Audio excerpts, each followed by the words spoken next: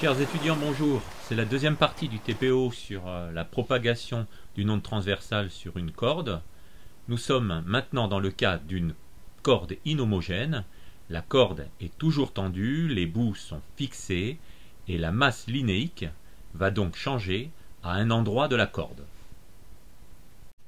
Alors, comment représenter les différents milieux? Ils sont représentés en fait par la masse linéique de la corde que l'on va changer à un moment. L'onde va donc se comporter différemment à la rencontre de milieux différents. C'est la vitesse de phase qui va simuler nos différents milieux. Donc dans un milieu homogène, la corde est simple, on l'a déjà vu dans la vidéo précédente, sa masse linéique ne change pas. Et ici par exemple, si les vitesses de phase sont égales le long de la corde, cette corde elle est de 2 mètres, entre moins L sur 2 et plus L sur 2.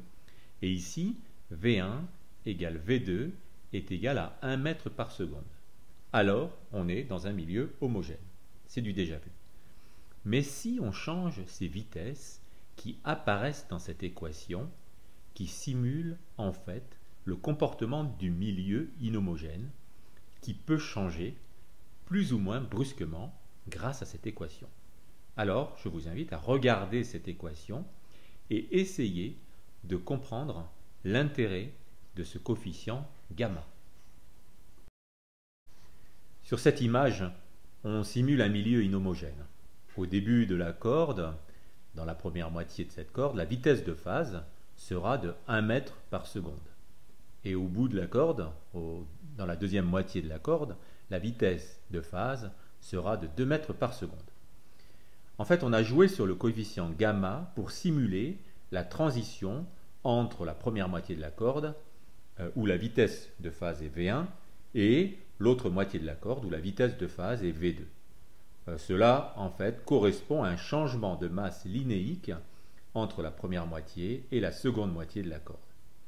Et c'est le coefficient gamma que l'on peut faire varier dans votre TD à l'aide du programme, et qui va jouer sur la transition. Ici, en fait, on a simulé une corde dont la masse linéique, qui joue le rôle de milieu dans ce TD, change de façon quasi linéaire autour de 0 au milieu de la corde. Sur cette nouvelle image, qui représente toujours la vitesse de phase le long d'une corde de 2 mètres de long, le changement de vitesse de phase se fait brusquement. En rendant relativement petit le paramètre gamma, la zone de transition rétrécit. On est capable donc de simuler une corde dont la masse linéique change brusquement. Au fait, si V1 est plus petit que V2, si la vitesse de phase dans le milieu 1 est inférieure à la vitesse de phase dans le milieu 2, comment se comportent les masses linéiques de chacun des milieux? Nous allons juste décrire de nouveau la partie du programme où se trouve le calcul de la vitesse de phase qui va en fait simuler le milieu inhomogène, ce qui a déjà été introduit dans la vidéo précédente. Le programme ici est en MATLAB.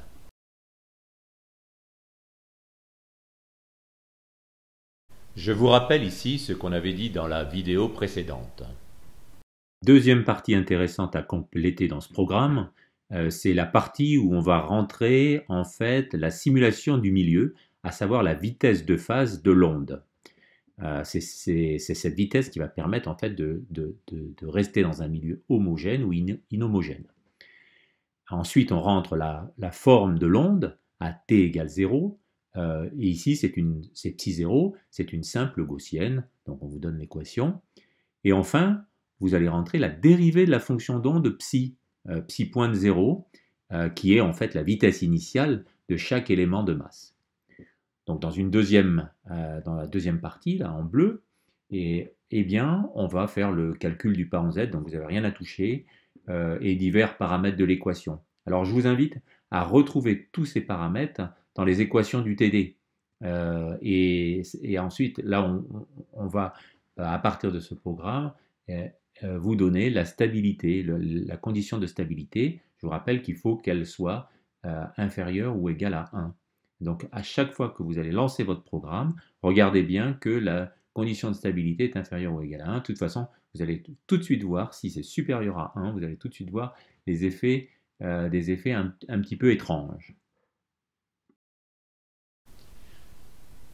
Dans ce nouvel exercice, le milieu est donc inhomogène, c'est-à-dire que la masse linéique de la corde change à un certain endroit.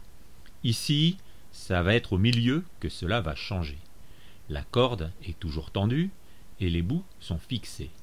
La perturbation est lancée depuis le bout gauche de la corde.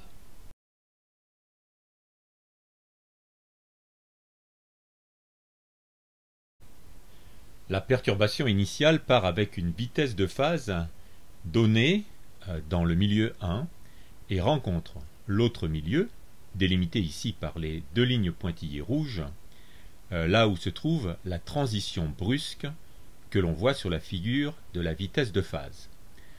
L'onde se décompose alors en une onde transmise et une onde réfléchie. Dans cet exercice, il va falloir relever les différentes amplitudes, regardez aussi leurs signes, en particulier pour l'onde réfléchie et puis transmise.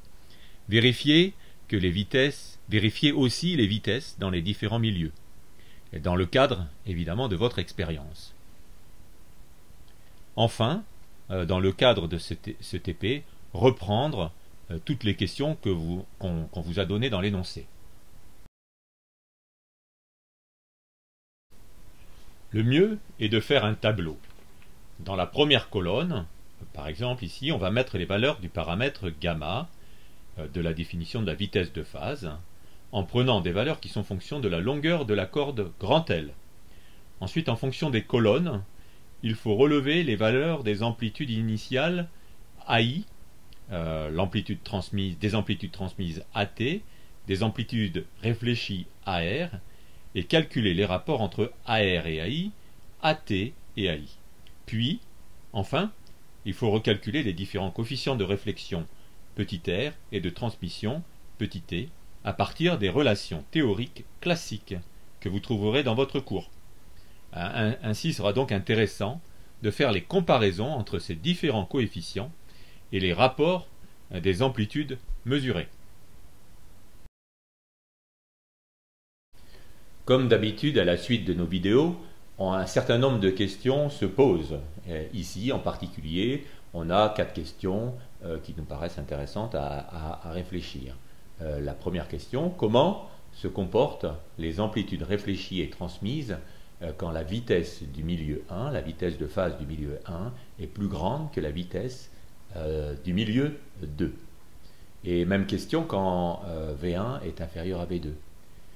Comment se comporte le rapport des amplitudes réfléchies sur l'amplitude incidente et l'amplitude transmise sur l'amplitude incidente par rapport à la théorie que vous avez vue en cours et en fonction du paramètre gamma? Et en dernière petite question, que se passe-t-il si la vitesse V2, la vitesse de phase, tend vers 0? Quel rapport avec la masse linéique de la corde? C'était la dernière vidéo sur la propagation d'une onde sur une corde. Je vous invite donc à faire différentes expériences à l'aide de votre programme dans le but de bien comprendre à la fois la physique mais aussi la phase numérique. Donc je vous dis à bientôt et au prochain TPO.